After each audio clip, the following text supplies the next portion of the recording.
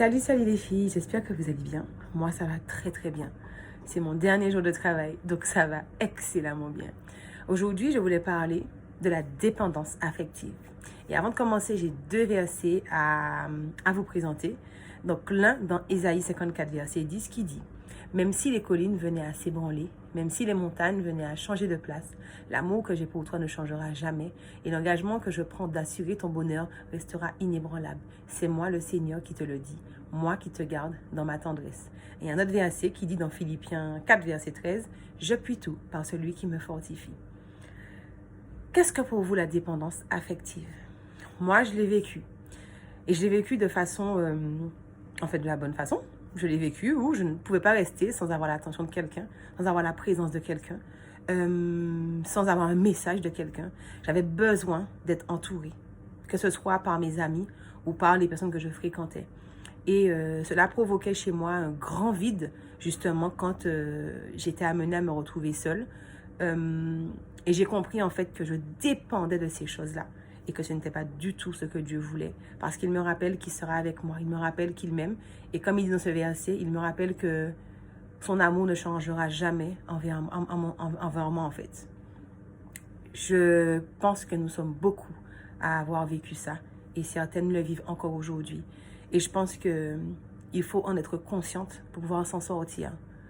La solitude, le célibat n'est pas un fléau, n'est pas une maladie. Si vous vous sentez mal en étant célibataire, sachez que vous allez vous sentir mal en étant en couple. Pour peu que cette personne s'absente, pour peu que cette personne soit hospitalisée, pour peu que cette personne vous néglige un certain temps. D'accord? Comme je vous dis, dans les relations, il y a des fois des difficultés. Pour peu que dans le mariage, ça soit compliqué à cause de X, Y, Z raisons, vous allez sentir en fait le poids des choses sur vous et vous serez tenté de trouver des solutions. Et toutes les solutions que vous trouverez ne seront pas adaptées. Parce qu'en fait, le diable mettra toutes sortes de propositions et toutes sortes de choses aux alentours pour vous pousser à commettre des fois l'irréparable.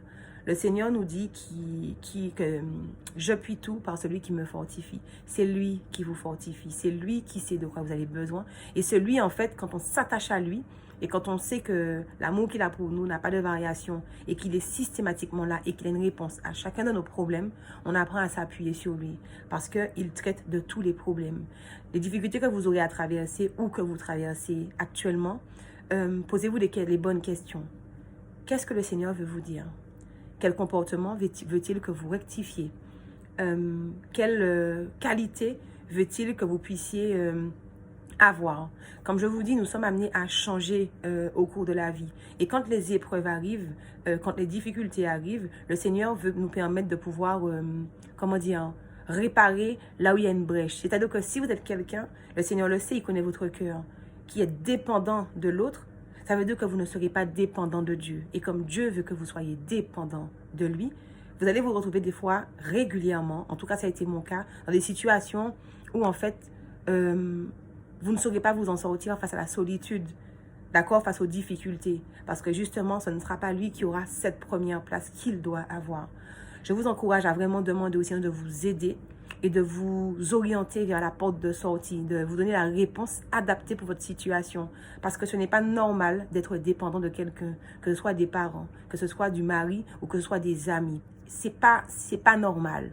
La seule personne dont nous devons dépendre, c'est Dieu. Parce que c'est lui qui a la clé de notre vie entre ses mains, en fait. Il n'y a que de lui que nous devons être dépendants. Aujourd'hui, je pense qu'il faudra que vous essayez, pour celles qui sont célibataires en tout cas, que vous fassiez un exercice. Le Seigneur, franchement, il a vraiment fait les choses de façon correcte dans ma vie. Et réellement, aujourd'hui, je me dis, waouh, c'est toi qui as fait ça alors. Des fois, je suis étonnée parce que je sais comment j'étais et je sais comment je suis aujourd'hui.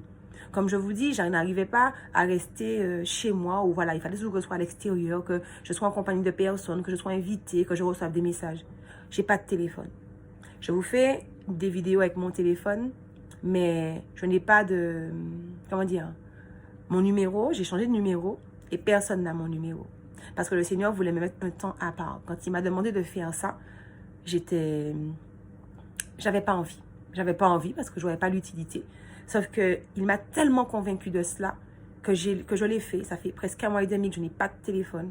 Et je peux vous dire que je suis très heureuse comme ça.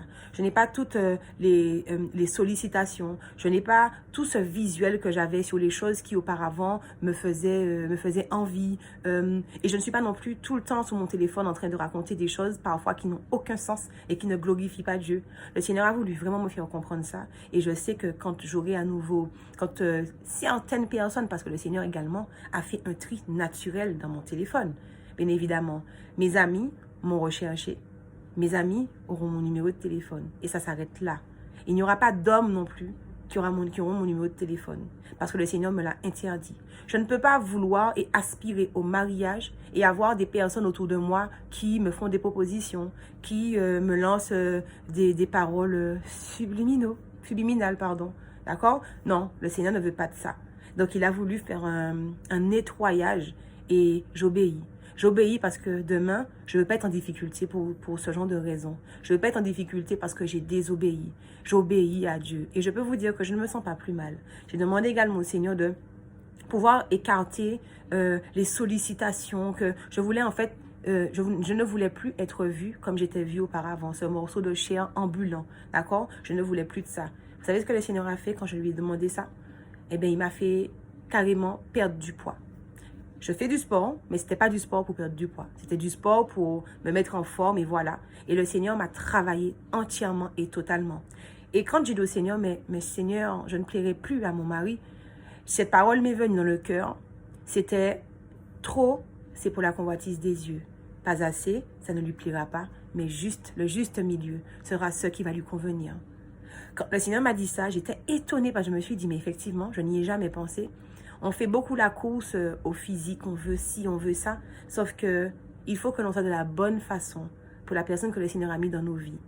Et c'est comme ça. D'ailleurs, je ferai un message, une vidéo là-dessus parce que j'ai appris des choses sur tout ça en fait. Et j'étais vraiment très étonnée de voir comment on peut compromettre notre destin juste en faisant des choses que le Seigneur n'avait pas prévues sur notre physique en fait.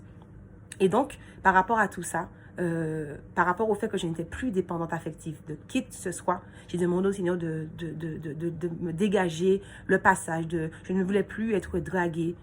Je peux compter dans une journée combien de fois on me drague maintenant. Et c'est extraordinaire et ça me plaît. Des fois même, on ne me drague pas. Et je suis contente parce que c'est ce que je voulais. Je voulais en fait ne plus être la distraction principale des hommes.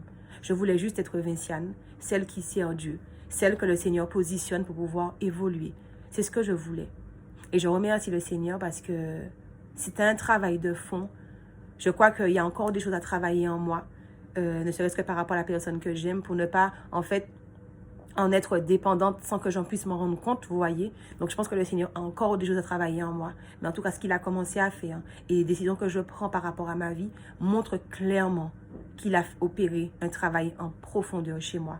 Et je vous invite vraiment à vous attendre à Dieu. Quand vous lui demandez des choses, ne soyez pas étonnés de sa réponse. Parce que moi, quand j'ai demandé au Seigneur que je ne sois plus l'attraction des hommes, je ne savais pas que j'aurais perdu du poids. Je ne savais pas que j'aurais perdu ce qui attirait tant. Enfin, perdu. En tout cas, que ça aurait diminué, en tout cas. Et il s'agissait de mes formes, en fait. Et je me suis beaucoup affinée. Et je vous assure que ce n'était pas ce que je recherchais quand j'ai commencé à faire mon sport. Et c'est vrai que quand on commence à s'approcher de Dieu, on a tendance à beaucoup jeûner. Et effectivement, je constatais qu'à force de jeûner, je perdais également du poids et forcément, je m'affinais avec le sport. Et ça m'a posé problème à un certain moment et je me disais, comme je vous disais, j'ai dit Seigneur, mais peut-être que ça ne lui plaira pas. Et en fait, c'est pas ce qu'on considère qui pourrait plaire à un homme, n'est pas ce que le Seigneur considère qui pourrait plaire à cet homme qu'il vous a envoyé. Je vous le répète, cet homme qu'il vous a envoyé, le Seigneur va vous former à tous les niveaux, que ce soit physique, que ce soit mental, que ce soit financier. Peu importe le niveau où il y avait des difficultés, le Seigneur va vous qualifier pour que quand cette personne va venir dans votre vie, que vous soyez en fait opérationnel. Donc, toutes celles qui considèrent qu'elles sont aujourd'hui dépendantes, affectives, rapprochez-vous de Dieu, Demandez-lui de vous aider par rapport à ça, parce qu'il est le seul à pouvoir vous aider. Et comme il le dit, je répète ce verset, même si les collines venaient à s'ébranler, même si les montagnes venaient à changer de place, l'amour que j'ai pour toi ne changera jamais. Et l'engagement que je prends d'assurer ton bonheur restera inébranlable. C'est moi, le Seigneur, qui te le dit, moi qui te garde ma tendresse. Je vous souhaite de passer une excellente journée, que Dieu vous bénisse, et puis à bientôt. Bye bye.